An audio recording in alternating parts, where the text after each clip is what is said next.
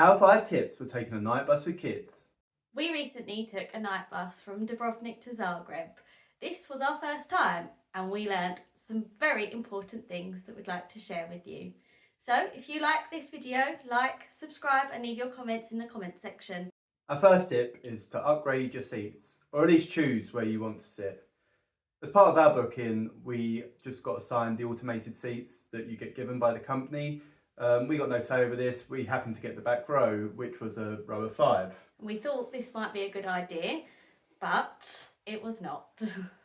During the night, it got very hot. I think we were above the engine, so we had all the heat radiating up. We also had a stranger come and sit in the spare seat, which they were obviously assigned in the row.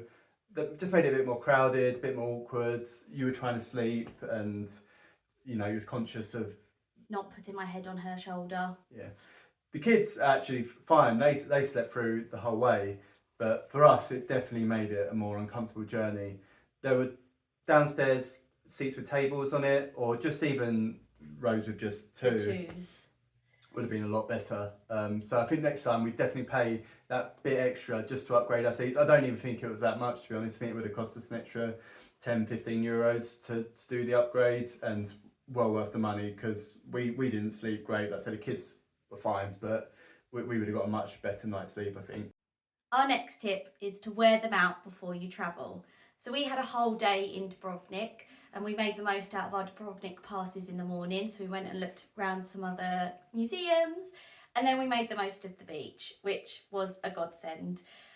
We was jumping in and out the sea pretty much the whole afternoon after lunch, as we had our night bus booked for 9 o'clock. So we, like I said, in and out the sea, catching all the waves.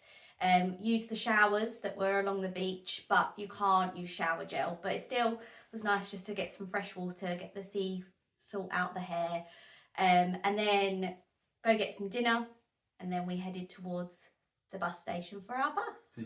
It worked a treat, didn't it? Because usually we get on the coaches, the kids would be straight on the iPads, the colouring books, whatever entertainment they've bought, but this time we got on the bus, the iMasts went on.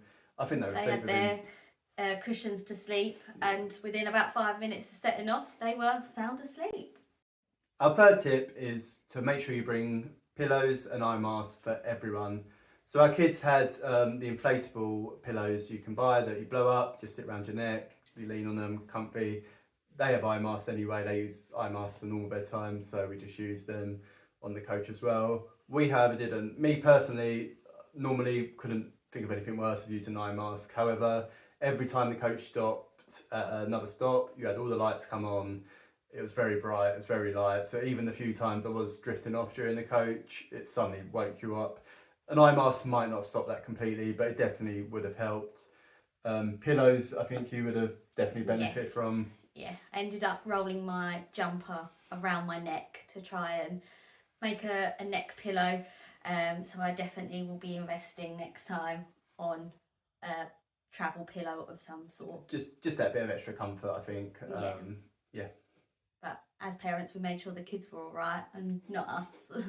So our next tip is to make use of the early arrival. So we arrived in Zagreb for about 7 a.m, but we couldn't actually check into our apartment till about 2 o'clock in the afternoon.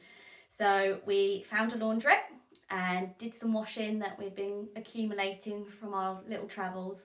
Sean went off and got some McDonald's whilst the washing was on, and then once we had put that in the tumble dryer, folded it all back up, we then headed off and we found a nice local park that we could just take a nice stroll around.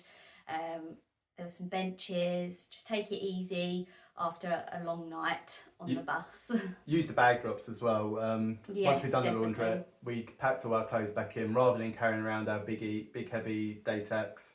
There happened to be a bag drop right across the road from the laundrette, so we checked in there. Can't remember how much that was. I think it was like 12 to 15 euros for the day, which I'd rather pay that than be lugging a big bag around the whole day. And we managed to fit the kids' bags in as well, their little day sacks with their iPads in, their books, whatever. So they all squeezed into one locker, so we only paid for one locker between the 4 of us. Our last tip is to recharge with something fun. So after we checked in, we had a nap for a couple of hours. We didn't want to waste the whole afternoon. So then we went off and out and explored Zagreb. We found this awesome museum. It's a chocolate museum. You paid your entry. As part of your entry, you got this cardboard box with lots of different chocolates in it. It's basically the story of chocolate from the bean to the current chocolate we know now. Kids loved it. It took away any sort of feelings of tiredness, weariness that they might have had. They were just running around, eating chocolate, learning about chocolate. There was interactive exhibits within the museum. And by the time we'd done that, we then went for some dinner. We got back and it was about 9-10 o'clock. So we had an early-ish night compared to the rest of the holiday, but we'd not wasted the day. And the big thing that sold us the chocolate museum at the end was the unlimited chocolate fountain. So you had a little wooden spoon and you could go and try the 3 different chocolates, which was a big win. So would we do a night bus again? 100%. But just make sure we've got better seats and an eye mask and a pillow. Ultimately, the alternative was a 10-12 hour trip throughout the day. So we would have lost a day of our holiday if we had got that bus during the day. As it was, we got the night bus. We had a night of roughish sleep for us, but we've learnt lessons. The kids slept fine. They were a bit tired the next day, but not disastrously. They were more active than us, definitely more energy. And then we got a whole extra day in Zagreb because of that, which we would have lost otherwise, just travelling on a coach. So yeah, 100% night bus recommended. We hope you enjoy watching this video. We're still experimenting with content at the moment. Hopefully you want more of this sort of tips, hints, what we've learned from our trips, what you can learn from us. So if you have enjoyed it, please leave a like, please leave a comment and subscribe for more content like this. Thank you very much for watching.